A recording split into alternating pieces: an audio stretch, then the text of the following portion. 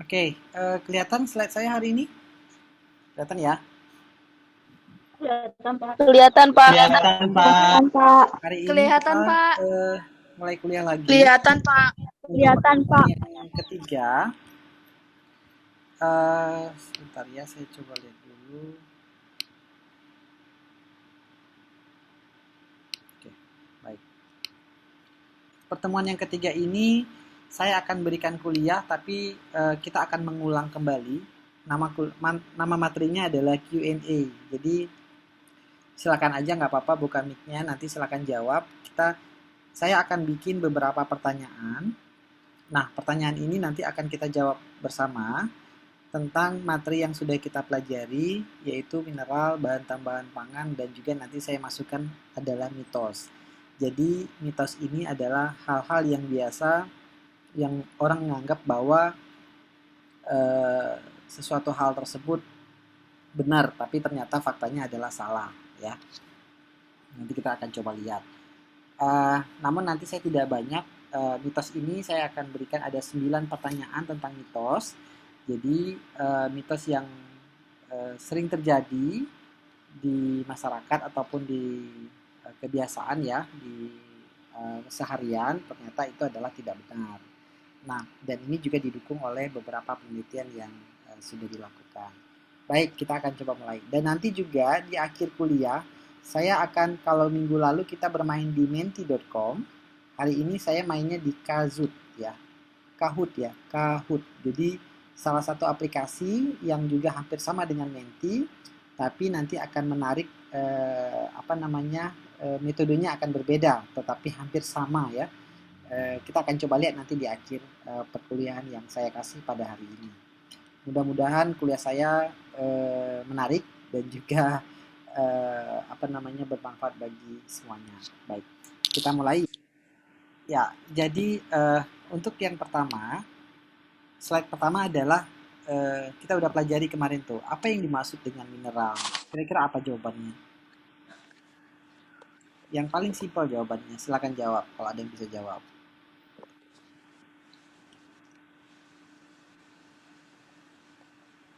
Mana nih orangnya? Ada yang bisa jawab? Saya, Pak, izin menjawab. Silakan. Apa kira-kira?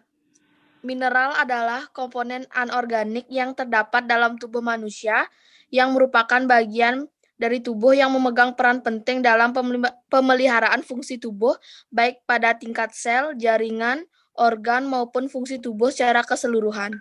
Ya, itu sudah lengkap sih. Sebenarnya simpelnya adalah zat anorganik yang ada ataupun yang dibutuhkan oleh tubuh tapi dalam jumlah yang sedikit. Jadi kalau misalnya banyak juga nggak ini ya, memang kita butuhnya cuma sedikit untuk mineral. Jadi sebenarnya apa yang kita makan, sesuatu hal yang kita makan memang sudah terpenuhi untuk mineral yang ada di dalam tubuh kita.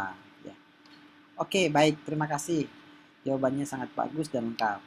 Nah, mineral dibutuhkan oleh tubuh untuk proses, kira-kira apa jawabannya? Simpel aja. Jawabannya apa?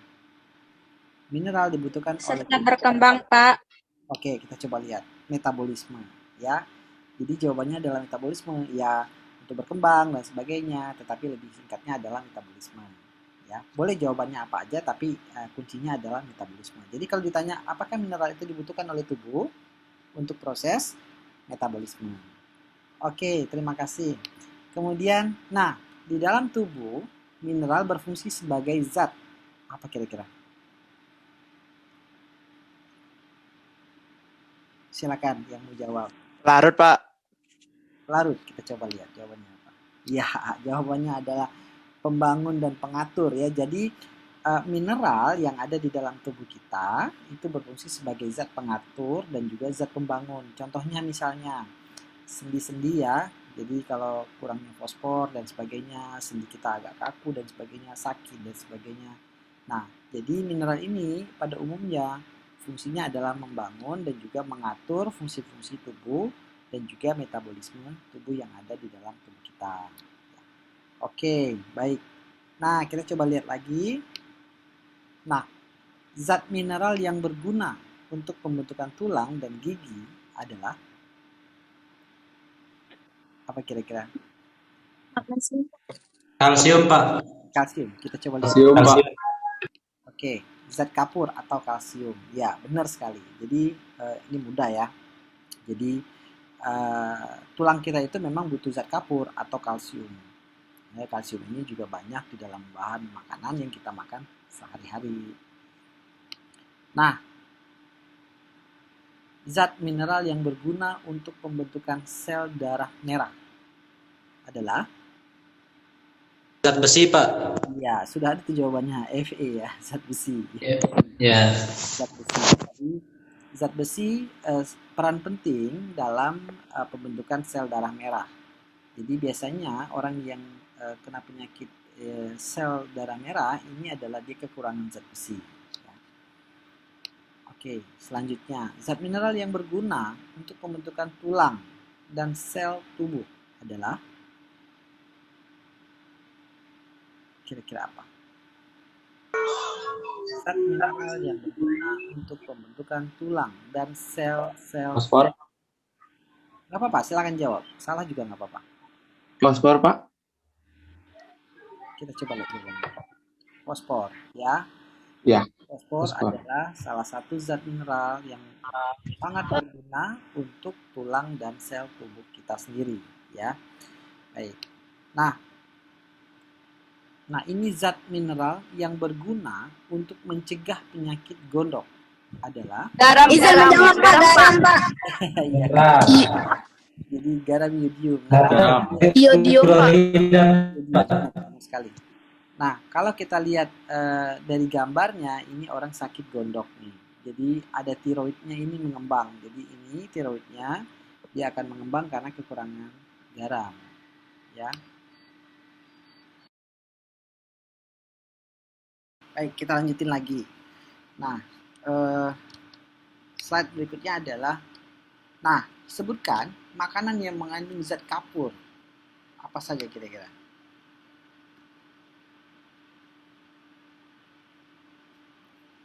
Zat kapur. Susu mungkin. Susu. Terus? Izin menjawab, Pak. Silakan. Yogurt, keju, Keju, susu, telur, salmon, salmon. dan jenis ikan lainnya. Pokoknya yang ada di gambar itu ya jawabannya. Ayam, Pak. Oke, baik. Jadi susu, Ayam. ikan, telur, ya dan lain-lainnya itu adalah jenis-jenis ataupun makanan yang mengandung zat kapur. Walaupun memang zat kapurnya itu tidak terlalu banyak, tetapi memang komponen inilah yang sangat diharapkan di dalam tubuh kita. Ya. Nah, sebutkan makanan yang mengandung zat besi, Pak Aja, ayo. Bayam, Pak. Kangkung. Bayam. Kangkung Pak. Daun kelor, Pak. Alpukat, Pak. Alpukat. Ayam, Alpukat. Pak. Beri. Timun Pak. Oke. Timun. Kita coba Terong-terongan. Hati, Kacang hijau. sayur-sayuran dan sebagainya. Daging. Brokoli Pak. Ya, jadi memang makanan-makanan ini yang sangat banyak mengandung zat besi ya. Jadi bayam kayak tadi, sayur-sayuran ya dan lain-lainnya. Ini adalah makanan-makanan yang memang sangat banyak mengandung bahan-bahan yang mengandung zat besi. Nah, makanan yang mengandung fosfor. Apa kira-kira jawabannya? Telur. Telur. Karena gambarnya telur jadi jawabannya Kacang, telur, ya? Pak. Kacang. Oke, lain. Gandum, Gandum. kedelai, Daging ayam. Daging. Da- Oke, makanan baik. laut, Jadi susu. Ikan. sebenarnya sama seperti tadi. Gandum, Pak. Daging, susu, biji-bijian, sayur-sayuran dan sebagainya. Umumnya juga Susu, mengandung Pak. fosfor. Ya, Kacang Pak. kacang. Oke, baik. Kita lanjutin ya di next pertanyaannya. Nah, apakah mengkonsumsi minuman berkafein atau minuman berkarbonasi melemahkan tulang dan menyebabkan osteoporosis? Jawabannya apa kira-kira? Iya Pak. Iya. Ya. Kenapa ya? Alasannya kenapa? Karena memang iya gitu ya. Gak ada alasan ya. Pokoknya jawab ya. Baik, jadi jawabannya adalah Bapaknya dia lu banget. apa jawabannya? Tidak. Ya, Tidak, tidak. Ya, jadi tidak mengkonsumsi minuman berkafein berkafein atau minuman bersoda tidak melemahkan tulang. tidak melemahkan tulang atau menyebabkan osteoporosis. Namun, mengkonsumsi kafein atau minuman melemahkan tulang atau osteoporosis. Hal ini juga dilansir oleh International Osteoporosis Foundation. Jadi, ini bukan saya yang jawab, tapi ini bukan saya foundationnya. Ya, biasanya kalau orang osteoporosis usia, jenis kelamin lebih rentan ya daripada wanita, bawaan keluarga atau gizi buruk ya atau kekurangan kalsium dan asupan vitamin D, kurang olahraga, suka ngerokok, konsumsi alkohol dan sebagainya, itu yang akan menyebabkan melemahkan tulang dan menyebabkan osteoporosis. Jadi kalau minum kafein sama berkarbonasi kayaknya nggak apa-apa ya. Nah, kalau dari gambar, kalau Anda lihat, ini adalah jenis minuman. Jadi jenis minuman ini berdasarkan jumlah kafeinnya per gelasnya. Jadi paling tinggi itu kafeinnya adalah kopi. Ya, kopi itu tinggi sekali sampai 95 mg. Ya, kalau kopi ini ada kopi instan juga. Ya, umumnya kopi itu antara 80 sampai dengan 90-an untuk kadar kafeinnya. Ya, kalau teh masih kecil ya. Nah, ternyata Coca-Cola juga tinggi loh. Nah, Red Blue juga tinggi ya, dan yang lainnya banyak minuman-minuman lain yang mengandung kafeinnya tinggi. Oke. Ya, kita lanjutin ya. Pertanyaannya adalah, apakah penelitian ilmiah menunjukkan minuman bersoda dapat menyebabkan kerusakan pada tulang? Tadi jawabannya udah. Iya atau tidak? Jawabannya apa? Iya. Tidak. Ya. Ya. Tidak. Sudah ya. Jadi ada lagi penelitian yang menyatakan bahwa selama lebih dari 15 tahun orang mempelajari tentang soda. Jadi banyak yang bilang bahwa minum Coca-Cola, Fanta, Sprite siap-siap tulangnya rapuh. Ya, sebenarnya ini adalah tulang tidak ada yang menyimpulkan bahwa efek negatif dari minuman tersebut sebenarnya kalau dalam konsumsinya pada batas tertentu, kecuali batasnya sudah ya. Oke, baik. Nah, tadi kita ngomong tentang fosfor, tulang dan sebagainya. Sebenarnya apa sih fosfor itu? Apa kira-kira?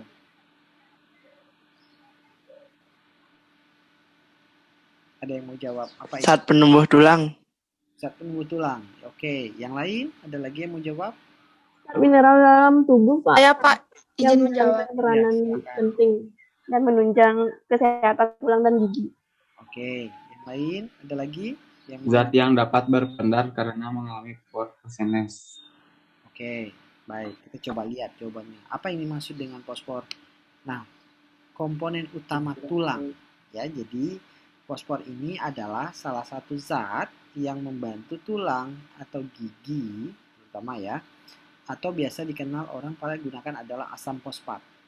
Jadi banyak digunakan sebagai pengawet ya pada bermacam-macam makanan dan minuman. Umumnya ya asam fosfat, tapi sebenarnya fosfor ini adalah salah satu komponen mineral yang membantu pertumbuhan tulang dan gigi dan yang lainnya. Ya, oke, jawabannya benar kok, udah pinter semuanya nih. Oke, nah sebagian kecil pada beberapa minuman cola itu adalah ditambahkan fosfor untuk rasanya lebih tajam, ya, jadi lebih kuat. Jadi fosfor ini juga bisa membantu sesuatu minuman itu menjadi rasanya lebih tajam, ya.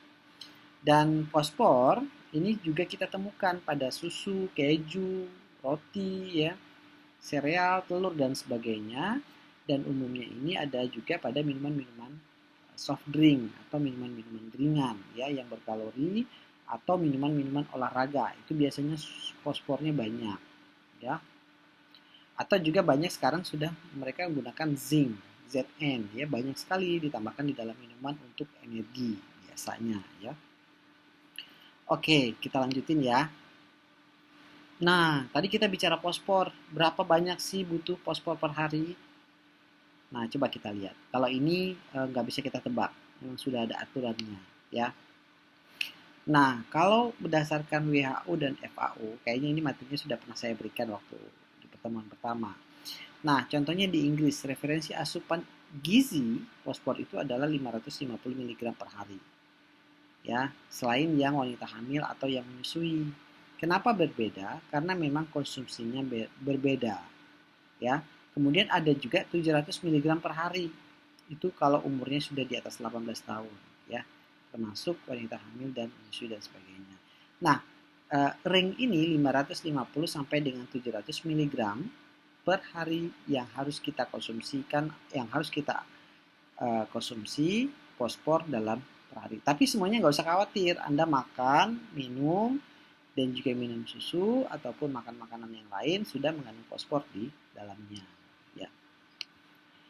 Nah, berapa banyak? Kalau tadi kan kita ceritanya fosfor itu bisa menguatkan rasa ya, kemudian mempertajam rasa dan sebagainya. Berapa banyak sih kadar fosfor di dalam minuman soda? Nah, jadi kalau Anda minum minuman yang bersoda, biasanya ada fosfornya di dalam untuk mempertajam perisanya atau mempertajam rasa minumannya. Ya, jadi dalam satu gelas itu, dalam satu Coca-Cola misalnya mengandung 41 mg fosfor. Jadi kalau Anda beli Coca-Cola, Anda lihat di dalam kalengnya itu pasti ketulis tuh fosfornya sekian gram dan sebagainya. Ya. Atau di dalam takaran yang sama, susu 200 mg itu ya susu mengandung 200 mg fosfor. Jadi atau satu piring ayam masak ya 140 gram bisa mengandung 230 mg fosfor. Jadi sebenarnya fosfor ini banyak. Ya, jadi Anda nggak usah khawatir. Makan nasi pun Anda juga makan fosfor. Ada fosfor di dalamnya. Jadi jangan khawatir. Nah, jadi ya, ada di minuman, ada di makanan, dan juga ada di bahan-bahan pangan yang lainnya. Nah, benarkah asam fosfat dalam minuman bersoda memiliki pengaruh lain bagi tubuh dibandingkan dengan fosfor yang ada di dalam makanan lain? Jawabannya adalah tidak. Ya, jawabannya tidak. Karena asam fosfat yang dikonsumsi dari minuman cola atau minuman bersoda umumnya dia akan diserap oleh tubuh sebagai fosfat. Nah, nanti setelah dia serap oleh tubuh sebagai fosfat, dia akan seperti daging, keju ya, dan makanan-makanan lain, ini adalah dihitung dalam jumlah kebutuhan total dalam fosfor bagi tubuh. Jadi sebenarnya fosfat dalam minuman tubuh ini hanya sebagai pelengkapnya saja ya. Jadi kebutuhan totalnya ataupun asupan fosfor bagi tubuh kita sendiri. Nah, ini mungkin reaksi kimianya. Nah, berdasarkan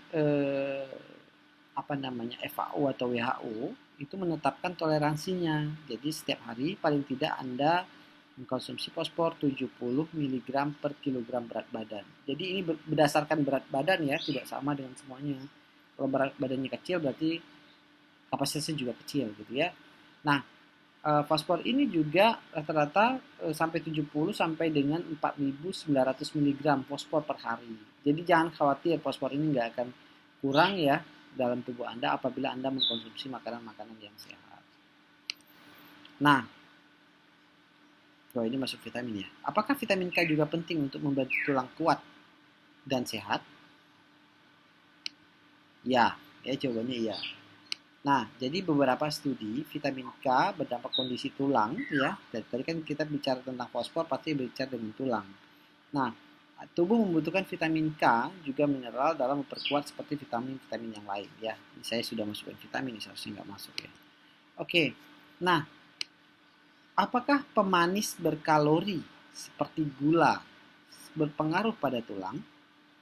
Jadi kalau Anda lihat di gambar, ini gambar merah ini adalah tulang yang ada konsumen ataupun manusia yang memakan pemanis-pemanis buatan sintetik. Jadi tulangnya sampai seperti ini ya. Salah satu gambarnya. Nah, jadi ada sebuah penelitian pada tahun 2008 bahwa melihat pengaruh pemanis berkalori seperti gula atau high fructose corn syrup. Ini biasanya adalah kalau Anda ke kafe-kafe minum kopi atau minuman-minuman lain diberikan gula cair, ya, atau sirup jagung tinggi fruktosa, ya, biasanya gula cair. Nah, pada kesehatan tulang. Nah, kalau dianalisa ataupun diteliti terus tentang perkembangan ini, gula ini sebenarnya ada yang mengatakan bahwa aman, tapi juga ada yang mengatakan tidak aman. Nah, beberapa penelitian mengatakan bahwa pengeluaran ataupun apabila berlebih yang kita gunakan gula ini akan dikeluarkan melalui air seni, ya. Tetapi sebenarnya kelebihan gula yang ada di dalam tubuh kita itu tidak akan menimbulkan hal-hal yang terlalu signifikan, kecuali memang seperti penyakit diabetes dan sebagainya. Nanti kita akan coba lihat apakah diabetes itu disebabkan oleh gula atau tidak. Ya, nanti kita akan coba lihat di pertanyaan-pertanyaan berikutnya. Ya, jadi memang yang paling penting adalah pemanis ini juga sangat mempengaruhi terhadap kondisi tulang pada manusia. Ya. Oke, baik, next. Ya. Nah, apakah terlalu banyak mengkonsumsi kafein, ini balik lagi nih ke kafein, akan menyebabkan tubuh sulit, ya, menyerap kalsium atau melemah tulang dan osteoporosis? Jawabannya apa kira-kira? Tadi udah jawabannya. Terlalu banyak konsumsi kafein menyebabkan tubuh sulit menyerap kalsium atau tidak? Ada yang bisa jawab?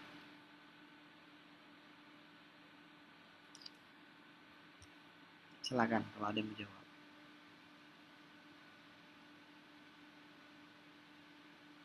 Oke, ada. Oke. Jadi ini tidak benar, ya. Tidak benar bahwa minuman bersoda yang mengandung fosfor atau kafein memiliki pengaruh terhadap kesehatan tulang. Nggak benar. Tadi kita sudah bicarakan di atas bahwa tidak ada efek sama sekali tentang jumlah asupan kalsium yang mencukupinya. Jadi tidak ada masalah sebenarnya apakah kafein itu terlalu banyak ataupun yang lainnya, tidak. Cuman nanti ada efek lain kalau kita mengkonsumsi kafein yang terlalu banyak. Nah, gambarnya putih, kelihatan nggak ya? Ini adalah gambar susu tapi gambar tulang, tapi gambar dalam bentuk susu, ya. Nah, di samping nutrisi dan aktivitas fisik, faktor gaya hidup lain, apakah yang berperan penting dalam menjaga kesehatan tulang? Ya. Nah, berdasarkan IOF atau International Osteoporosis Foundation, kebiasaan tidak merokok, ya, dan menghindari konsumsi alkohol berlebih merupakan gaya hidup yang penting untuk melindungi tulang. Jadi sebenarnya merokok, konsumsi alkohol yang sangat tinggi itu sangat mempengaruhi faktor-faktor dari kesehatan tulang kita sendiri. Ya. Nah, semua orang pasti tahu ini gambar apa. Saya ingin dengar, amankah mie instan ini? Silakan jawab. Jika dikonsumsi berlebih, tidak. Aman, Pak, jika dikonsumsi secara tidak berlebihan. Enggak, kalau dikonsumsi setiap hari. Ada yang Tidak, Pak. Karena berbahaya pada bahan pengawetnya bagi kesehatan kalau terlalu banyak dikonsumsi. Oke, baik. Jadi sudah Aman pada saat tanggal tua, Pak. aman pada saat tanggal 2. Anak kos juga, Pak. Oke. Jadi tidak aman di saat tanggal akhir bulan gitu, ya. Oke, baik. Jadi Tidak aman dikonsumsi bagi orang gendut. tidak aman dikonsumsi bagi orang sehat, ya. Baik, jadi mie instan ini apakah aman? Jawabannya, kalau tidak aman nggak mungkin dikeluarkan. Ya, tidak mungkin dia izinkan di Balai POM. Jadi aman, tetapi tidak dikonsumsi terlalu banyak, ya, dikonsumsi dalam kondisi normal, ya. Jangan nanti gara-gara ikut challenge makan mie instannya itu ya 10 sekali makan gitu. Waduh, kacau ini. Ya, 5 sekali makan, wah itu juga kacau gitu, ya. Nah, jadi penggunaan mie instan boleh tetapi tidak terlalu sering, ya. Jadi aman untuk menggantikan makanan-makanan lain pada waktu tertentu, tetapi tidak dilakukan sebagai makanan pokok atau makanan yang utama, ya. Dan tidak boleh terlalu sering, ya. Ya tadi ada yang jawab tadi benar, juga karena memang dia mie itu biasanya cuma tahan 4 jam. Jadi mie yang benar ya, mie kuning itu paling lama kalau dia tidak ditambahkan bahan tambahan lain itu bisa tahan cuma sampai 4 jam. Lebih daripada itu dia akan bau atau juga akan berubah warna, ya, dan lainnya. Nah, kalau mie instan kan disimpan 6 bulan juga masih aman, gitu ya. Nah, artinya apa? Dia menggunakan bahan tambahan lain sebagai bahan pengawet untuk bisa mempertahankan masa simpannya. Nah, ini sebenarnya yang tidak aman dalam konsumsi dalam kondisi ataupun jumlah volume yang berlebihan, ya. Oke, jawabannya sudah benar, sudah bagus. Nah, ini kita balik lagi nih, apa itu tambahan pangan ya? Tambahan pangan ini pasti semuanya tahu, kemarin kita sudah kasih BTP ya, jadi bahan yang ditambahkan ke dalam pangan untuk mempengaruhi sifat atau bentuk dari pangan tersebut. Nah, ruang lingkupnya apa saja? Sebagai bahan tambahan pangan, kemudian memiliki nilai gizi tambahan ke dalam bahan pangan, menghasilkan produk yang lebih bagus, kemudian menghasilkan produk yang lebih lama, ya, dan tidak termasuk bahan cemaran, ya, kemudian apalagi ya, dan lainnya, ya.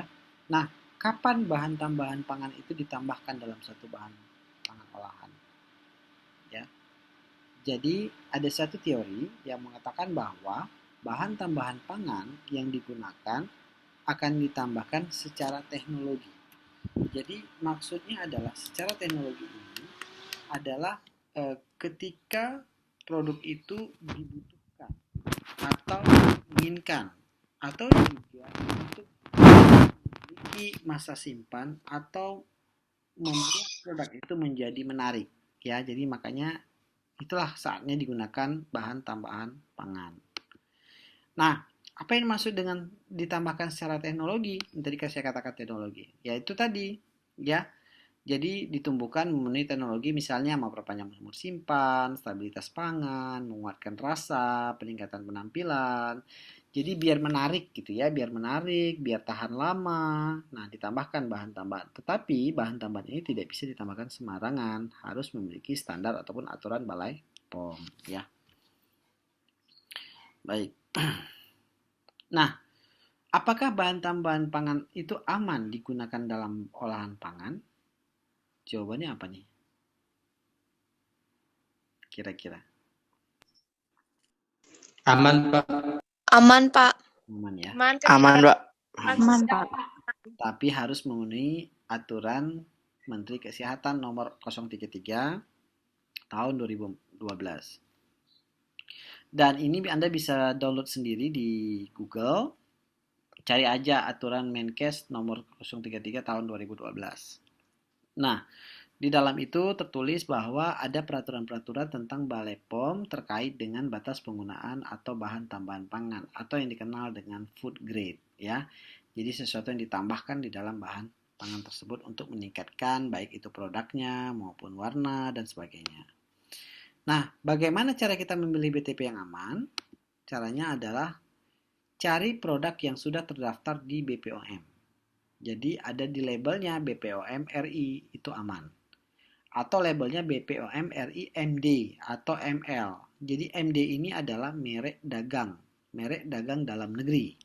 Jadi kalau ada BPOM RI ML, merek dagang luar. Jadi itu adalah produk luar yang dimasukkan ke dalam Indonesia. Ya, jadi MD ada nanti namanya MD sama ML. Jadi kalau MD itu ada produk dagang dalam negeri, kalau ML adalah produk dagang luar negeri. Dan nanti akan diikuti oleh 12 digit Balai POM. Ada barcode-nya ya, kalau kita lihat ada barcode-nya. Nah, ini di mana kita bisa dapat BTP yang aman? Ada yang bisa cari ini? Di mana bisa dapat BTP yang aman? Kira-kira? Pinggir jalan? Di toko? Toko kue. Pasar? Di pasar ada juga ya, tapi yang pasti di toko kue biasanya bahan tambahan pangan ini dijual. Dan jangan lupa dilihat labelnya Ya, jadi label ini yang sangat menentukan apakah dia bagus dan bisa digunakan atau layak untuk digunakan bahan pangan. Ada juga BTP yang bukan untuk bahan pangan, hati-hati ya, seperti terutama adalah pewarna yang banyak sekali, apalagi borat, formalin dan sebagainya. Nah, bagaimana pernyataan batas maksimum bahan tambahan pangan? Nah, penggunaan bahan ini ada namanya adalah satuan numerik atau CPPB, cara produksi pangan yang baik, ya, atau secukupnya. Nah, ini kalau yang secukupnya ini yang saya takut ini, karena nggak sama nih secukupnya saya dengan secukupnya Anda.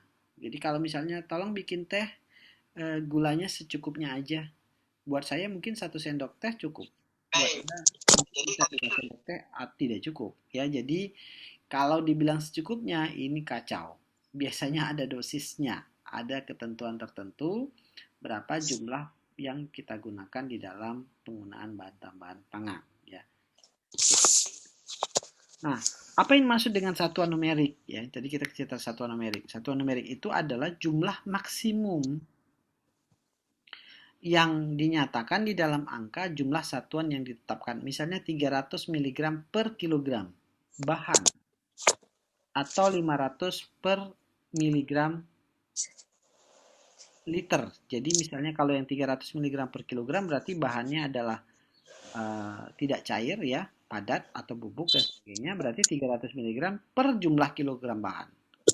Atau 500 mg per liter. Jadi dalam 1 liter 500 mg yang bisa kita tambahkan. Tidak boleh lebih.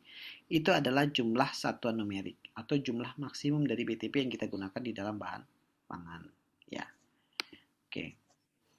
Nah, tadi sudah ya apa yang dimaksud dengan batas CPB atau bahan penggunaan dalam bahan pangan atau secukupnya, ya. Jadi BTP dapat ditambahkan sedikit mungkin sampai menimbulkan efek yang dikehendaki. Jadi kalau ada yang produknya biasanya itu pewarna makanan, kalau ditanya berapa penggunaannya pasti ditulis itu adalah secukupnya. Nah, arti secukupnya ini ketika Anda guna pewarna makanan, ya, Anda tambahkan 1 dulu sedikit, misalnya 1 tetes, cukup nggak warnanya?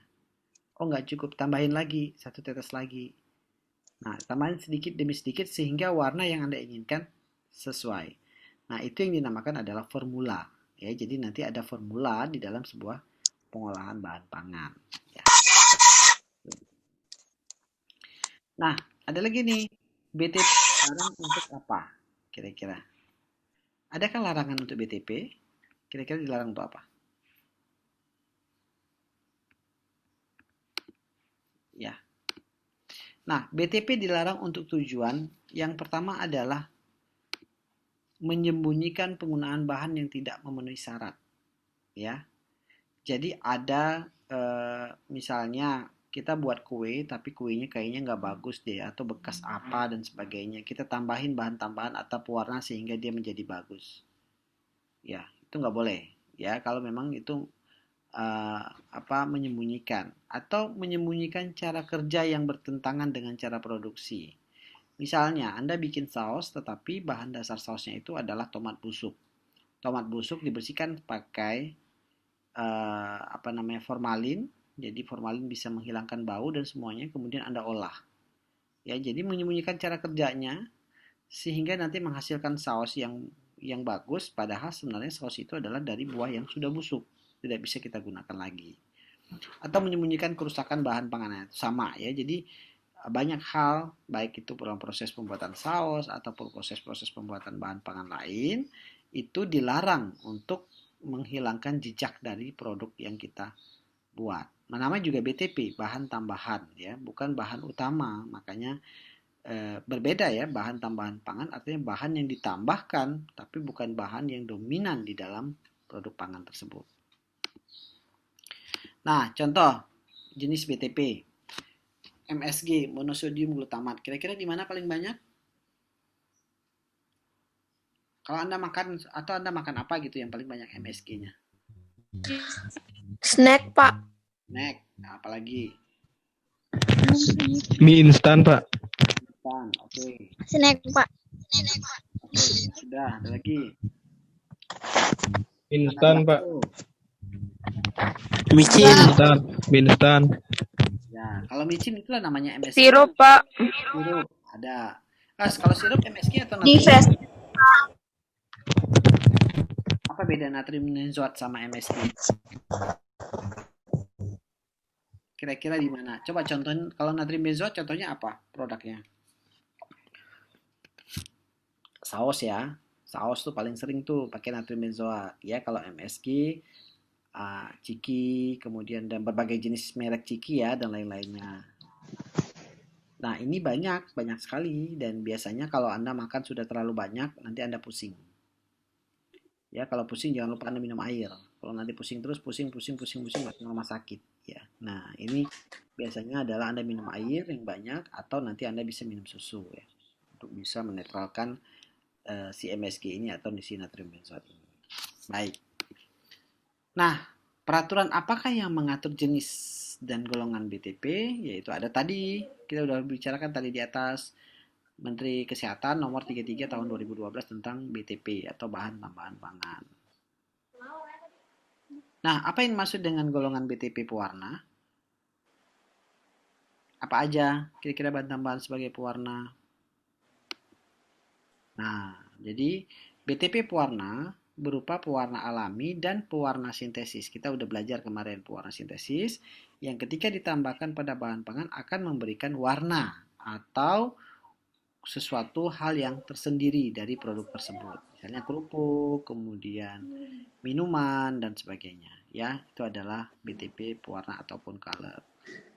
Nah, apa yang dimaksud dengan pewarna sintesis? Ya, kemarin sudah juga nih. Sintesis adalah sesuatu produk yang dibuat bukan secara alami, ya banyak. Salah satunya adalah tartazin, etitrosin, merah alura dan sebagainya.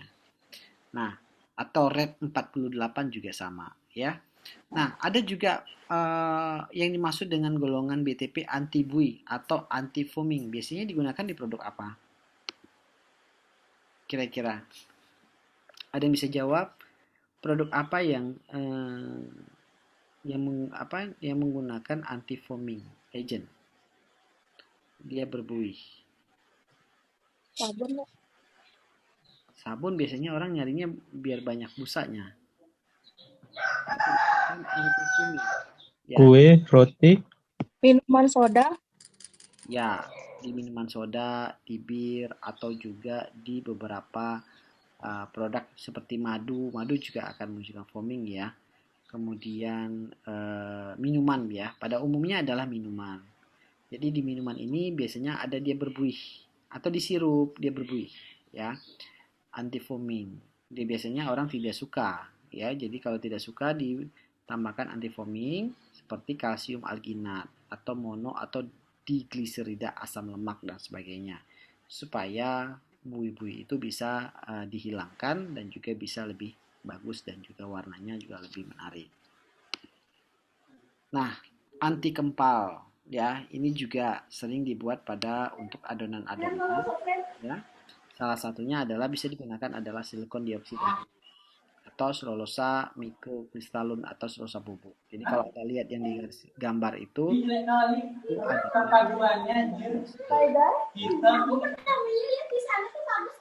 nah, apa saja contoh yang antioksidan ya? Nah, contoh BTP untuk antioksidan itu adalah asam askorbat, tokoferol, butil hidroquinon, dan tersia dan sebagainya ya. Nah, apakah dampak apabila penggunaan BTP melebihi batas maksimum yang telah diizinkan? Ini kayaknya dulu pernah ada yang nanya nih di kuliahannya sebelumnya ya. Jawabannya adalah pasti akan, kalau batas maksimumnya akan berdampak kesehatan, baik itu dalam pusing, mual, diare dan sebagainya ya, dan juga efek-efek lain yang akan terserang kepada kita sendiri. Nah, adakah bahan yang dapat digunakan sebagai pengganti BTP? Ada, banyak sekali. Ya, kalau pewarna daun suji, ya, umbi bit, umbi ungu, daun jambu dan sebagainya. Atau ada yang bisa sebutin lain BTP yang digunakan? kunyit Pak. Kunyit, oke. Kunyit. Ada lagi? Buah naga, Buah naga boleh. Kurkumin ya, kurkumin. Ada lagi? daun sagar, Ya, oke. Buah bit.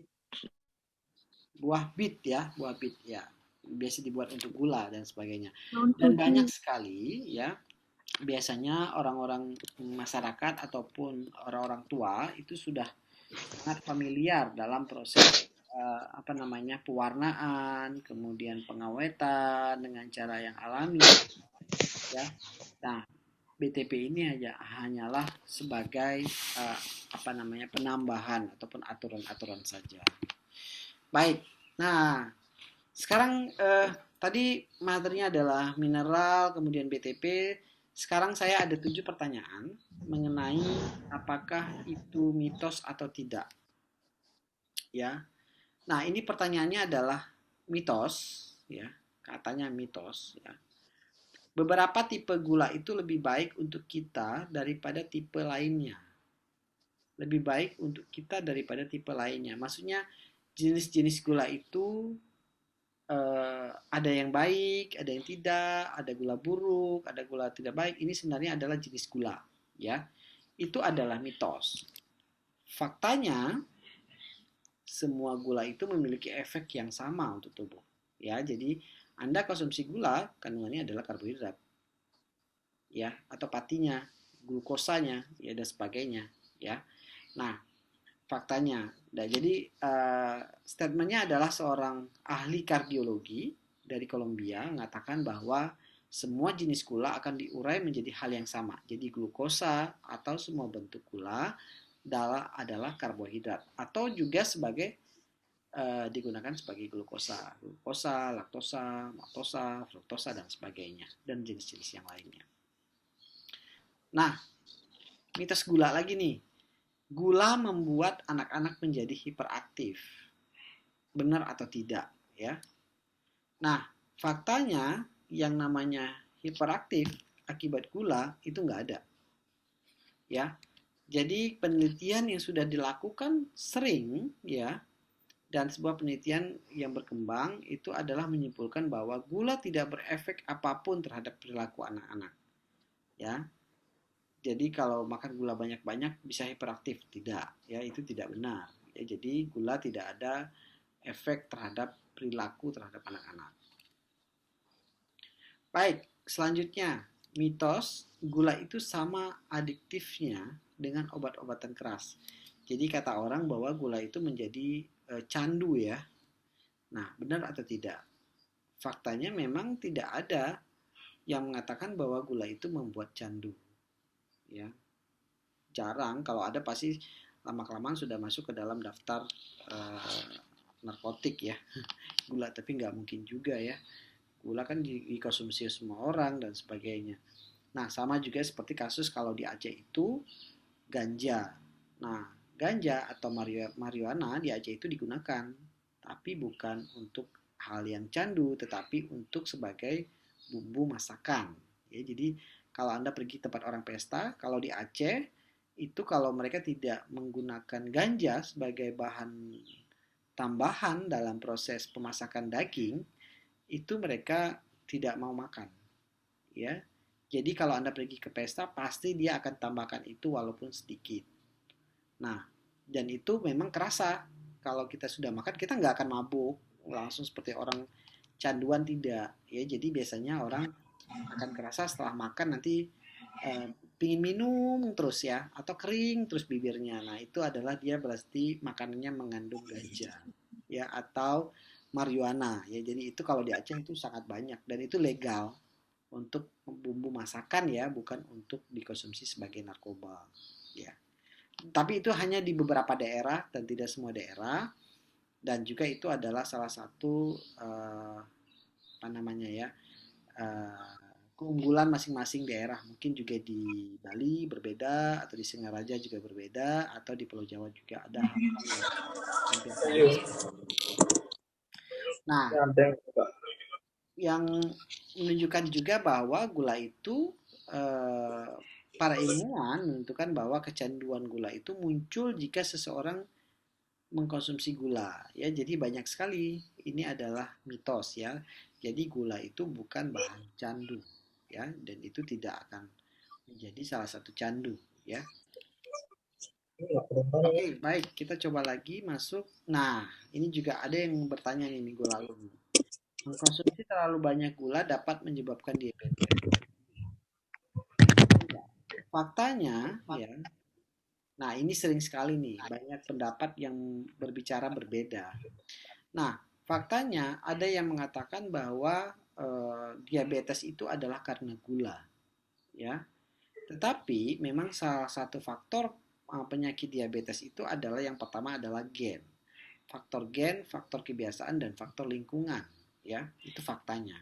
Nah, diabetes kalau kita kelebihan berat badan, obesitas, atau kita memiliki gen diabetes, ini akan apabila kita mengkonsumsi gula berlebihan akan menyebabkan diabetes. Jadi gini, kita suka makan gula nih. Ini se-Indonesia ada di kita makan gula, kemudian kita banyak menggunakan gula, menyebabkan obesitas, kemudian gula ini juga akan, bila kita memiliki gen khusus, ya gen yang menderita diabetes, dia akan menghasilkan diabetes. Ya, jadi tidak mengkonsumsi terlalu banyak gula juga menyebabkan diabetes. Itu faktanya mungkin adalah tidak bisa valid ya 100%, tetapi yang benarnya adalah orang yang diabetes umumnya adalah memang gennya diabetes.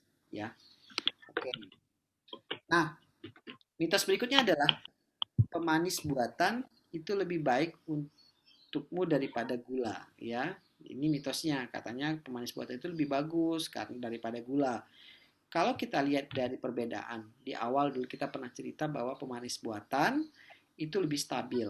Ya, kalau pemanis gula ataupun yang alami itu tidak stabil. Nah, namun faktanya ya, beberapa pemanis buatan bisa merusak tubuh kita. Ya, sama juga dengan gula, ya. Dan pemanis buatan seperti stevia. Stevia ini sebenarnya daun ya. Jadi daun yang memang mengandung kadar gula yang sangat tinggi digunakan sebagai gula. Kemudian ada yang aspartam atau ditemukan di soda diet atau diabetasol, kemudian apalagi ya, banyak merek-merek yang lain. Salah satunya adalah kandungannya aspartam. Jadi ini memiliki kalori yang rendah daripada gula. Ya, jadi orang sebenarnya pernah pertanyaan yang lalu itu adalah kenapa, apakah benar nih orang pakai gula bisa diet gitu ya? Jadi gula sintetis itu menjadi diet. Sebenarnya bukan diet sih. Ya, yang perlu dilihat adalah kalorinya. Orang menganggap bahwa dengan kalori rendah, menganggap bahwa dia menggunakan gula tetapi dalam kalori yang rendah. Ya, nah ini perlu ditindaklanjuti lagi bagaimana apakah itu benar atau tidak. Nah, ada sebuah penelitian lagi yang mengatakan di National Library Medicine bahwa sakarin ini adalah salah satu pemanis buatan. Jadi ada orang yang kecanduan daripada kokain, ya, dia diberikan gula, ya. Paling mudah itu kalau sekarang misalnya kalau di Indonesia saya belum menemukan itu orang yang penanganan orang yang supaya tidak merokok lagi. Jadi kalau Indonesia kayaknya kalau rokok dijual terus dan diisap terus. Ya. Tapi kalau di luar negeri, di beberapa negara, itu kalau yang mereka mengisap rokok atau menjadi itu biasanya mereka ada satu lembaga ataupun yang menangani bahwa bagaimana cara dia supaya tidak merokok lagi. Nah, caranya adalah bisa ya, jadi dengan yang mbak aja lu situ yang untuk menghentikan si rokok tersebut. Nah, ini sudah dilakukan di beberapa negara untuk menggantikan orang merokok dengan gula dan sebagainya. Jadi faktanya adalah sama ya, jadi tidak bisa juga dikatakan bahwa lebih baik atau tidak. Sebenarnya adalah bahan dasarnya saja. Kalau yang sintetis dengan yang alami justru sebenarnya lebih bagus yang alami. Sintetis ini adalah bahan-bahan kimia yang ditambahkan, yang diolah sehingga menjadi bentuk dan rasa yang sama dengan yang aslinya. Oke. Nah, ada mitos lagi nih, gula menyebabkan gigi berlubang. Benar atau tidak? Ya. Jadi faktanya bahwa gigi yang berlubang disebabkan oleh minuman dan makanan asam yang mengkikis enamel di gigi. Ya, jadi sebenarnya gula itu tidak menyebabkan gigi berlubang, tapi yang menyebabkan gigi kita berlubang karena lapisan enamel kita itu sudah tipis atau dikikis dengan makanan-makanan yang asam atau ketidakstabilan di dalam mulut kita kondisinya sehingga enamel itu menjadi tipis dan juga menjadi lubang dan berkembangnya mikroorganisme. Ya, jadi itu ya, bukan karena gula. Gula hanya sebagai nutrisi dari si mikroorganisme tersebut, ya. Nah, ada salah satu dokter nih, Mark Burhan, selaku salah satu dokter gigi mengatakan bahwa gula bukan penyebab gigi berlubang, tapi gula lebih menjadi penyebab tidak langsung. Gula akan menjadi makanan bagi bakteri mulutmu dan mereka akan mengeluarkan asam sebagai kotoran. Ini yang saya katakan barusan. Jadi sebenarnya makan gula banyak-banyak tuh bisa gigi berlubang? Tidak. Ya, jadi bukan gulanya, tetapi makanan yang mengandung asam atau makanan-makanan yang mengikis enamel sehingga enamel itu menjadi tipis, ya, dan mengikis enamel tersebut sehingga merusak struktur gigi. Nah, ketika rusak struktur gigi ada mikroorganisme dan makanannya adalah gula. Jadi makanannya adalah gula sehingga dia bisa berkembang dan hiduplah si mikroorganisme itu di dalam gigi yang berlubang. Ya, jadi ternyata penyebab terbanyak dari gigi berlubang itu adalah karena crackers, roti, dan sebagainya. Bukan karena permen, tapi tinggal makanannya di dalam itu sehingga makanan itu menghidupkan mikroorganisme dan merusak gigi. Ya, jadi itu mitos ya kalau gula menyebabkan gigi itu berlubang. Nah, ada lagi, kamu harus menyingkirkan gula dari pola makanmu. Jadi orang nih sekarang menghindari, saya nggak bisa makan gula gitu ya. Ya, itu sebenarnya adalah mitos. Kenapa? Karena kita juga membutuhkan gula atau membutuhkan glukosa untuk hidup. Ya, ini biasa nih kalau terutama orang yang sakit gula ya atau diabetes meletus. Saya nggak lagi makan nasi, tapi makannya saya nggak lagi minum teh manis gitu ya, tapi saya makan nasi, sama aja bohong ya. Kenapa? Dia juga masih makan gula, di dalam nasi juga ada gula gitu ya. Jadi sebenarnya kandungan gula itu tidak hanya di salah satu tempat saja, tetapi juga banyak di makanan-makanan yang lain. Sebenarnya kalau dalam jumlah yang sangat kecil, tidak sangat berpengaruh terhadap jumlah yang kita konsumsi. Jadi karena glukosa itu memang kita butuhkan di dalam tubuh. Nah, kalau yang penyakit diabetes dan sebagainya itu adalah karena memang kemampuan pankreasnya itu tidak sempurna lagi dalam mengolah gula. Jadi makanya dia butuh insulin ya dalam menerjemahkan si gula-gula ini menjadi reaksi selanjutnya ya. Oke. Baik.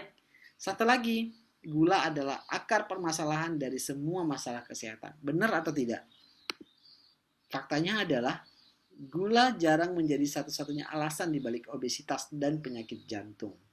Nah, ini gula menjadi sebenarnya salah satu yang sangat menarik ya. Apakah dia penyebabnya, efeknya, ya juga orang juga menghindarinya dan sebagainya. Ya memang kita tahu bahwa gula dapat menyebabkan obesitas karena tadi itu ada glukosanya, ya. Glukosanya tinggi, kemudian masuk ke dalam tubuh kita, bereaksi dan sebagainya.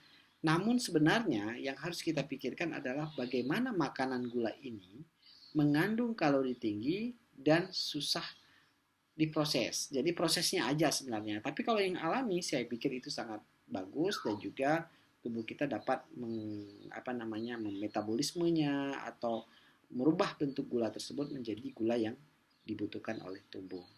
Oke, baik. Sebelum itu, apakah ada pertanyaan atau ada yang mau disampaikan? Silakan kalau mau ada yang bertanya. Saya persilakan nih kalau ada yang mau bertanya. Sebelum saya pingin nanti masuk kita ke Kahoot, saya akan bikin salah satu kuis interaktif ya. Jadi bukan kuis untuk dapat nilainya, tetapi hanya untuk melihat bagaimana interaksi perkuliahan. Baik, terima kasih. Ada yang mau ditanyakan? Silakan.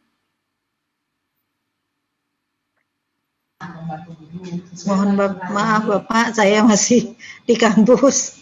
Ya, nggak apa-apa. Ya, mohon maaf baru bisa masuk sekarang. Iya. Nggih. Silakan kalau ada yang mau bertanya. Jadi Ibu kemarin kita sudah kuliah di pertemuan pertama, Ya, kedua. Nggih. Ini saya kasih materinya adalah Q&A. Jadi pertanyaan dan jawaban ataupun kasus-kasus yang terjadi atau yang terjadi. Jadi kita bahas. Nggih. Nah, tadi juga sudah siswanya, dan ini kalau memang ada pertanyaan, kalau nggak ada juga nggak apa-apa. Saya akan membuat satu sistem permainan kuis ya. Tapi Nggih, silakan boleh. nilainya, tapi nilainya nanti sama tulis aja. Iya, nggih. Oke. Cukup Bapak, terima kasih. Iya, baik. Mungkin Kalau di Aceh menyebut terima kasih gimana Pak? Trimonggasih ya. Ya Pak? Bahasa Trimongga- aslinya, Bu. Terima kasih, trimonggasih. Terima kasih. Ya. Oh begitu. Terima kasih. Nggih. Baik, mungkin ada yang mau bertanya atau apa? Silakan. Pak, saya mau bertanya, Pak. Boleh, silakan. Jika penggunaan ganja di Aceh tuh minimalnya seberapa kalau pakai daging, Pak ya? Iya. Dan aman atau tidak sebenarnya? Oke. Terima kasih. Oke, baik. Ada lagi selain Kade Agus mau bertanya? Saya ingin bertanya, Pak. Oke, silakan Bayu. Ya, penggunaan ganja di Aceh kan untuk menyampur di semua makanan, begitu Pak tadi? Ya. Menyampur di semua makanan, itu takarannya pasti ada kan Pak? Ya. Kenapa ya kalau di Indonesia itu masih diilegalkan, sedangkan di Aceh bisa untuk menyampur makanan? Kenapa ya masih seperti itu? Sekian Pak dari saya. Oke, baik. Satu lagi pertanyaannya, nanti kita lanjutin lagi. Silahkan, ada yang mau bertanya? Saya Pak izin bertanya. Boleh, silakan. Mie lemonilo itu kan terbuat dari bayam. Sedangkan bayam itu kan tidak bisa diolah 2 kali karena akan menimbulkan bahaya. Itu bagaimana Pak? Menurut Bapak pendapatnya? Oke. Terima kasih. Baik, terima kasih. Jadi saya jawab dulu ya. Ini pertanyaannya sangat menarik ya, karena tadi saya singgung ganja dikit ya. Tapi sebenarnya ganja ini kalau di Aceh itu sudah menjadi bahan rempah-rempah. Jadi sebenarnya dari sejak zaman dulu kala, ya, zaman dulu banget gitu ya. Nah, ganja ini sebagai pengempuk daging. Dia punya zat tertentu yang bisa mempercepat empuk daging. Jadi kalau orang pesta itu masak dagingnya itu, kalau pestanya makan siangnya jam 12, jadi orang masaknya itu cuma 1,5 jam. Cepat sekali, ya. Nah, kalau ditanya berapa dosis, ya, sebenarnya kalau hukum pemerintah itu ganja termasuk juga bahan narkotik, ya, narkotik kelas 1. Nah, itu memang tidak boleh kita gunakan. Tidak boleh digunakan memang. Sebenarnya di Aceh juga tidak boleh digunakan. Tetapi kalau ganja yang kita gunakan itu adalah bukan daunnya, tapi bijinya. Jadi bijinya. Jadi kalau yang masuk ke dalam narkotik itu adalah daun, biji, masuk juga kecuali akar. Akar itu tidak masuk dalam narkotik. Tetapi juga kita nggak bisa gunakan secara legal, ya. Itu tidak boleh dalam hukum negara kita gitu. Nah, tapi kalau di Aceh karena sudah menjadi culture, budaya, ya, jadi budaya itu tidak bisa kita pisahkan juga, ya. Jadi memang udah sebagai hukum adat. Jadi kalau kita di sini namanya adalah kanun, ya, hukum adat itu namanya kanun. Jadi kanun ini memang menjadi aturan pemerintah yang dibolehkan. Jadi memang tidak tertulis secara legal, tetapi itu memang dibenarkan untuk misalnya untuk penggunaan campuran bahan rempah-rempah dan sebagainya. Nah, kalau penggunaan ganjanya seberapa banyak itu biasanya nggak banyak. 2 butir, 3 butir, atau 4 butir biji ganja yang digunakan untuk satu belanga besar yang ukuran 18. Atau kalau memang nanti siapa tahu punya kesempatan main-main ke Aceh, ya Bu Risa ya, jangan lupa main ke Aceh kalau ada waktunya. Nanti bisa ke Aceh, itu makan mie Aceh, tapi bukan makan mie ganja ya, mungkin ada campurannya sedikit, tidak banyak, memang ditambahkan untuk sebagai untuk memudahkan ataupun punya cita rasa tertentu ya di dalam bahan pangan. Jadi kalau ditanya berapa dosisnya, dosisnya itu tidak banyak. Saya juga nggak bisa bilang berapa banyak dosisnya, tapi biasanya 2 atau 3 biji ganja itu bisa untuk dimakan 10 atau 15 orang ya untuk campurannya. Nah, kayaknya saya udah menjawab ya untuk Agus dan Bayu tadi mengenai aturan juga. Sebenarnya aturannya memang tidak boleh.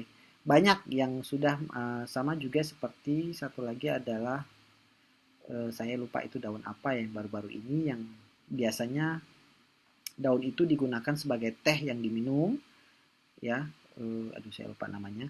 Jadi teh itu yang biasa diminum oleh masyarakat. Sama juga itu kejadiannya di Aceh, terutama di Aceh Tamiang. Aceh Tamiang itu adalah perbatasan dengan Sumatera Utara. Jadi daerah itu memang dia memiliki satu keunikan, ada daun itu yang dibuat teh dan itu sudah dikonsumsi oleh orang. Ternyata keluar masuk aturan pemerintah bahwa daun itu menjadi salah satu bahan narkoba. Ya, memang kecanduan gitu ya. Kecanduan memang. Kalau kita makan satu makanan yang mengandung marijuana, itu memang nanti besok kita minta lagi, pingin lagi. Tapi karena dalam dosis kecil dan itu sudah menjadi salah satu culture dan itu menjadi hal yang biasa. Kita nggak mabuk, memang sangat kecil, sangat sedikit sekali. Ya. Itu ya, gitu jawabannya. Nah, kemudian tadi Terima kasih, Pak. Ya, pertanyaan bahwa tentang limonella ya, apa yang mengandung bayam. Ya. Nah, kenapa bayam tersebut bisa dikonsumsi terus ya? Sementara kalau bayam yang segar itu kan tidak bisa 2 atau 3 kali kita gunakan.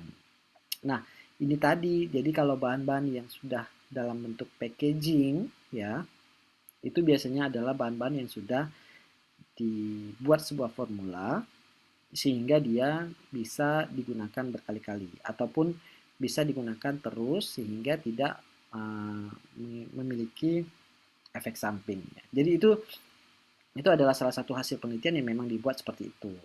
Nah, contoh yang paling mudah aja misalnya gini ya, paling gampang ya. Orang nanam cabai gitu. Anda beli bibit cabai di pasaran, kemudian Anda tanam. Nah, ketika Anda tanam cabai, kemudian dia punya buahnya Anda jadiin bibit lagi. Itu bakal nggak jadi. Jadinya mungkin sekitar 20% atau 20%. Kenapa? Kalau jadi, mungkin orang jual bibit nggak bakal ada lagi. Dia cuma beli sekali, kemudian dia akan jadikan turunan bibitnya dan seterusnya. Sama seperti itu. Jadi kalau misalnya orang membuat sebuah produk, si produk itu yang harusnya dia cuma bisa makan sekali ya ataupun bisa dipanaskan sekali dan sebagainya, tapi ada produk yang memang bisa digunakan berkali-kali ataupun bisa dimanfaatkan untuk selanjutnya. Jadi itu memang adalah salah satu riset atau penelitian yang dilakukan untuk produk tersebut ya. Jadi sebenarnya itu adalah modifikasi dari produk yang sudah dibuat gitu. Oke ya. Baik Pak, terima kasih. Baik, ada lagi yang mau ditanyain, silahkan.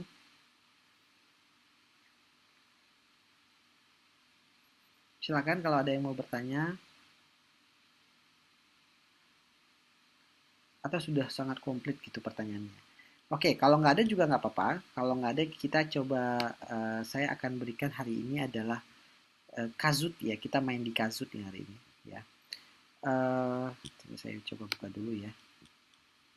Kahoot. Nah.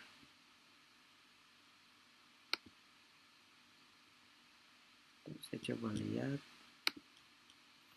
Oke, jadi permainannya adalah adik-adik hari ini saya minta boleh menggunakan HP ya, boleh menggunakan HP atau juga laptop dalam Kahoot kali ini ya.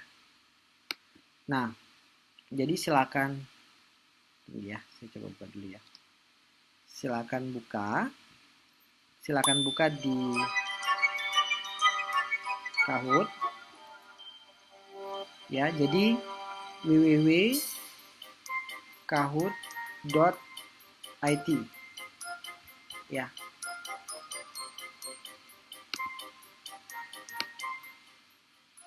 Kira-kira kelihatan nggak share screen saya? Kelihatan, Pak. Kelihatan ya. Silakan buka Kahoot, www.kahoot.it. Nanti masukkan PIN-nya ini, 2792489.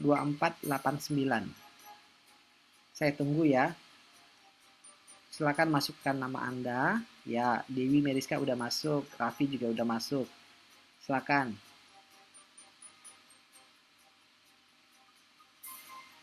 Oke. Saya tunggu ya masuknya. Nanti kita akan mulai.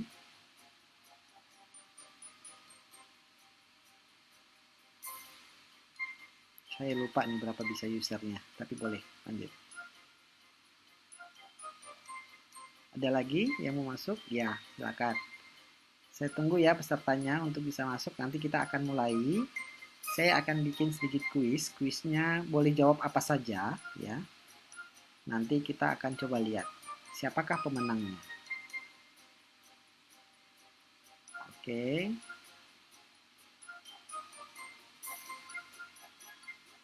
Ada lagi? Oke, Wika sudah masuk. Ada lagi? Tunggu ya, jangan ditutup dulu ya. Kita tunggu kawan-kawannya biar kita mulai ya. Soalnya nanti kalau udah mulai nggak bisa kita lanjutin lagi. Oke. Baik, kita silakan kalau mau ikut, silakan masuk. Saya harap semuanya bisa ikut ya Pak ya. Ya, boleh. Saya harap siswanya semua bisa ikut dalam tes Kahoot ini. Oke, ada lagi? Ya. Terima kasih Farhan, Mita sudah masuk. Oke. Saya nggak tahu ini berapa jumlahnya sudah, tapi yang pasti sudah banyak. Oke, ada lagi? Kalau nggak ada kita mulai startnya. Ada lagi yang belum masuk?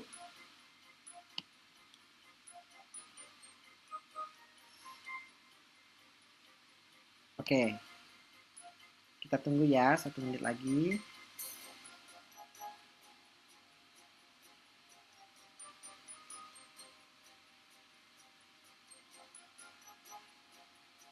Minggu lalu kita coba pakai menti.com. Permainannya juga hampir sama, tetapi menyebutkan sesuatu yang memang berkenaan dengan materi perkuliahannya. Oke, sudah ya, nggak apa-apa, yang lain juga nggak masuk juga nggak apa-apa, tapi nanti kita akan ikut berikutnya. Oke, baik, saya akan mulai. Ada lagi? Saya tunggu satu lagi kalau ada. Oke ya, saya mulai ya. Oke, terima kasih. Kita mulai. Saya start ya, kita mulai dengan pertanyaannya. Oke. Ini merupakan game lucu-lucuan ya, tapi mudah-mudahan nanti bisa ya kalau mau digunakan nanti juga bisa dan sebagainya. Oke, baik, saya mulai ya. Terima kasih. Saya mulai. Oke. Sekarang nanti tinggal jawab. Di HP Anda akan muncul warna merah, biru, hijau atau sebagainya.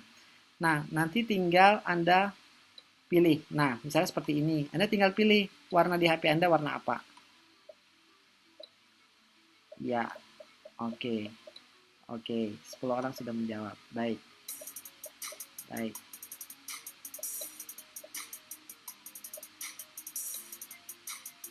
Silakan, ya.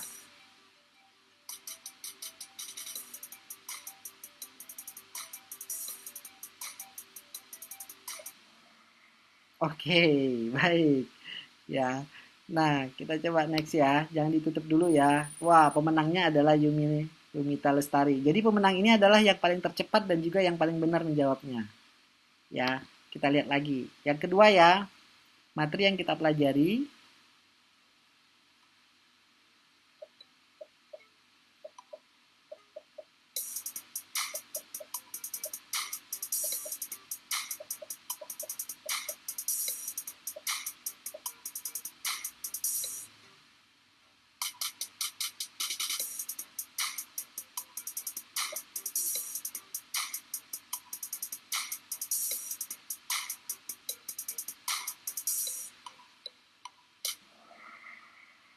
Oke, ya, jadi 11 orang yang menjawabnya. Baik. Oke, skornya adalah pemenangnya adalah Agus Purnayasa ya. Baik, kita coba lihat soal yang ketiganya. Nah, silakan pilih aja warnanya ya. Nanti tinggal dijawab.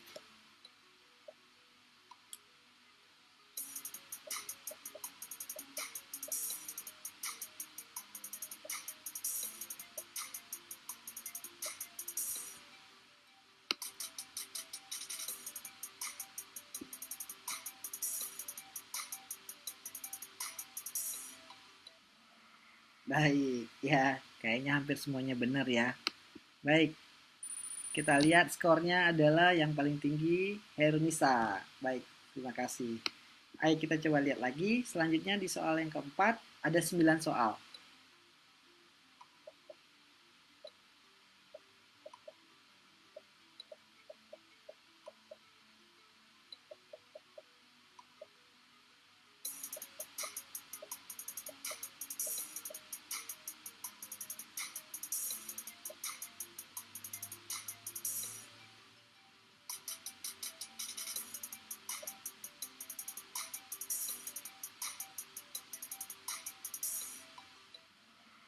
Oke, baik, terima kasih.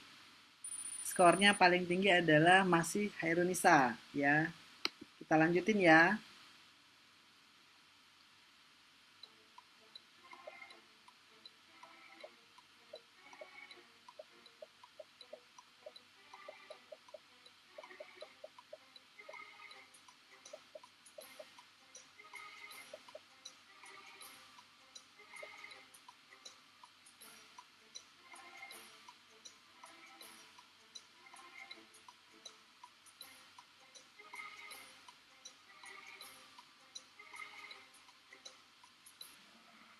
Oke.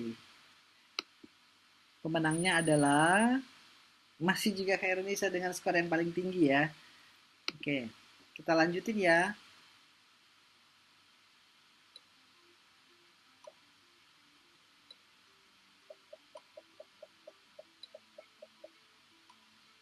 Jawabannya mudah nih.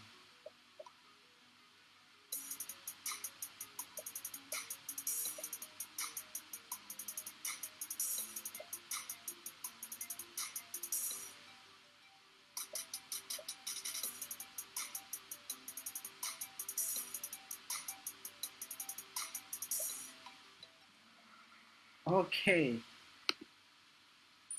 Kita lihat pemenangnya. Wah, skor masih tertinggi ya.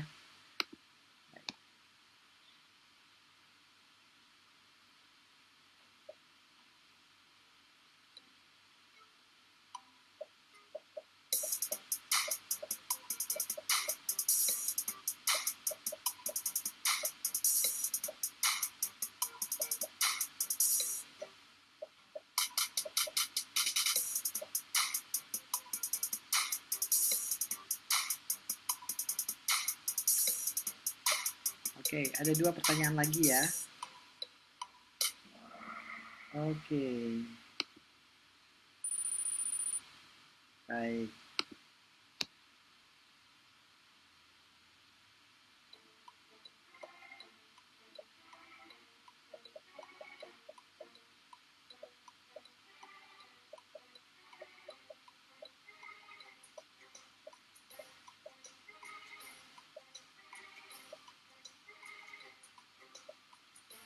Jawabannya boleh daripada lebih dari 1 ya.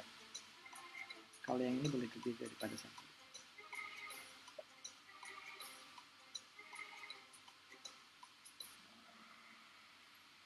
Nah, oke. Satu lagi pertanyaannya, yang paling terakhir, silakan jawab. Boleh jawab apa saja ya.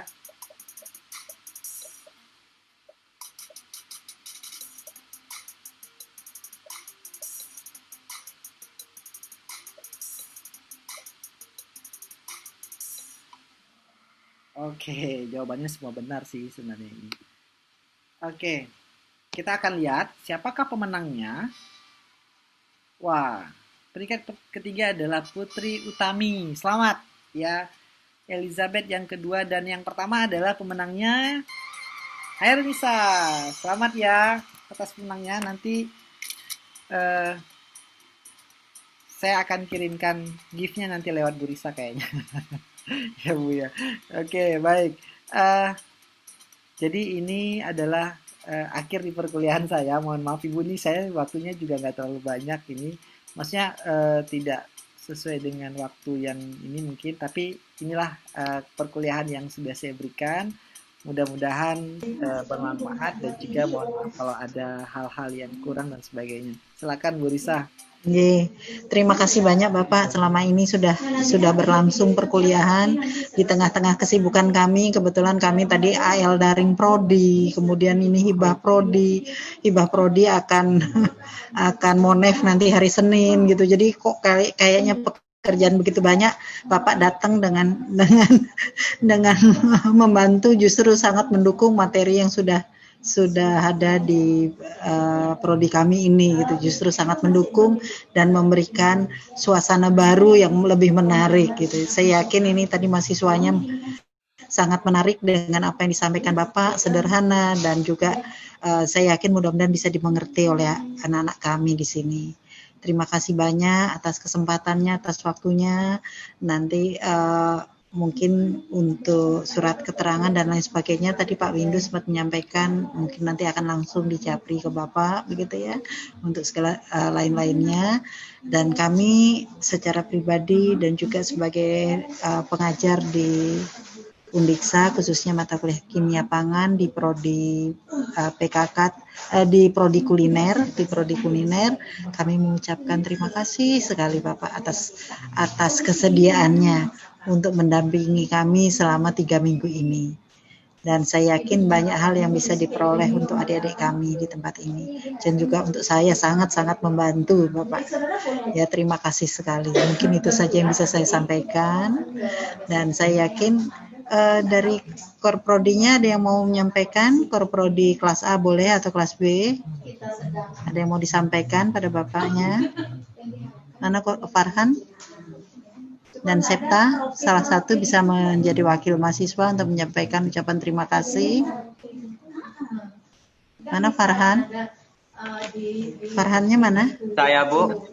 Ya, silakan Septa juga boleh. Silakan sampaikan ucapan terima kasih pada Bapaknya.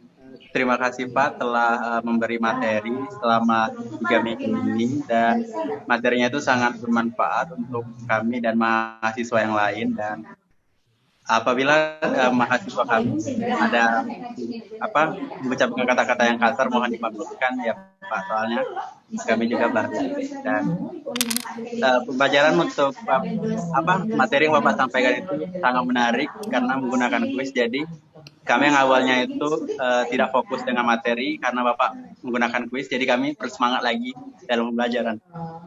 Terima kasih Pak. Semoga kita ketemu lagi Pak.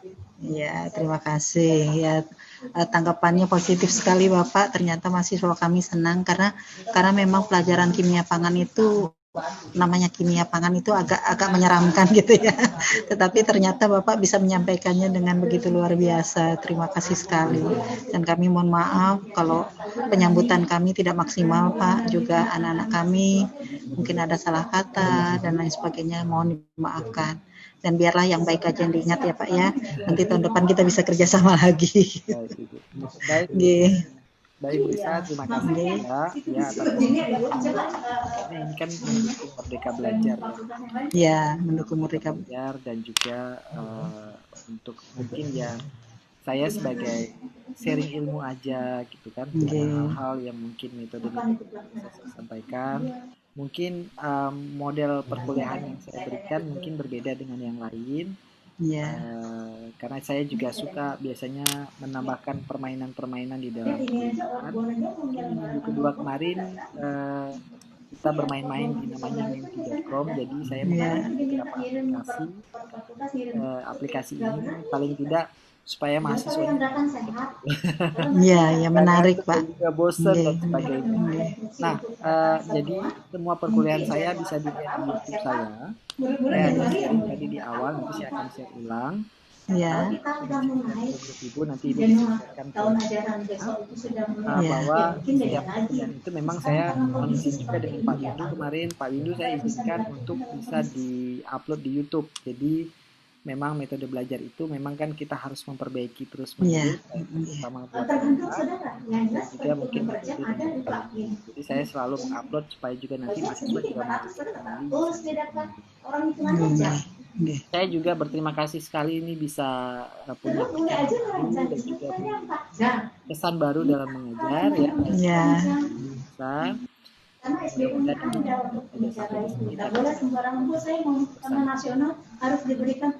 Ya, terima kasih. Dan saya juga mengucapkan terima kasih yang sebanyak-banyaknya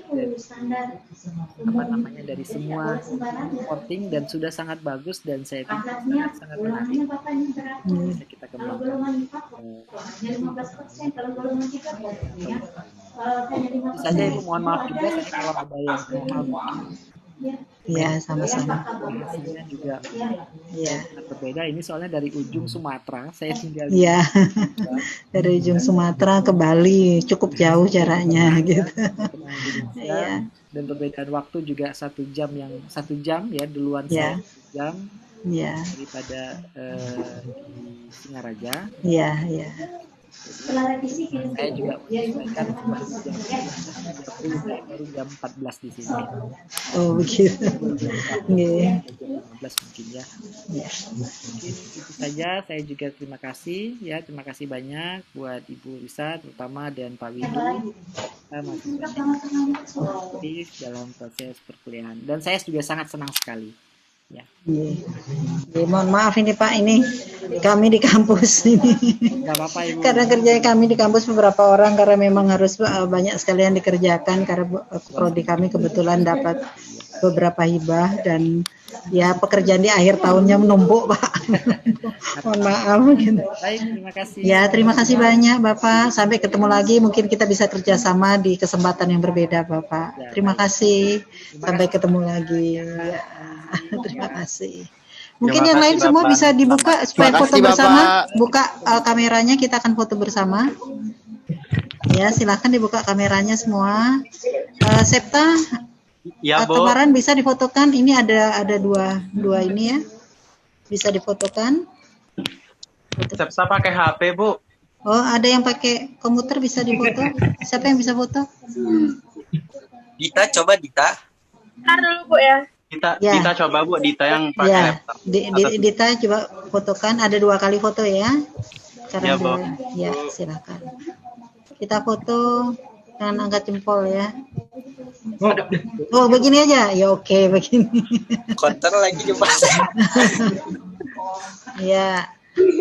Baik, terima kasih semuanya. Silakan yang difoto kasih nih, kasih kode 1 2 3. Siapa yang foto? Yang foto siapa? Dita ya, Bu. Dita ya. Ya, Dita, silakan Dita kasih nomor.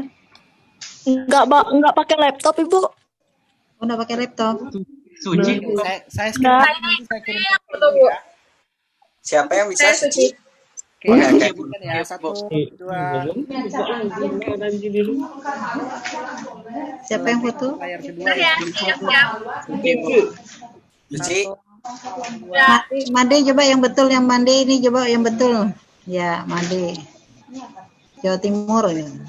Nanti saya kirimkan Bu fotonya. Oh, begitu. Yes. Makasih Pak. Ya, makasih Bapak.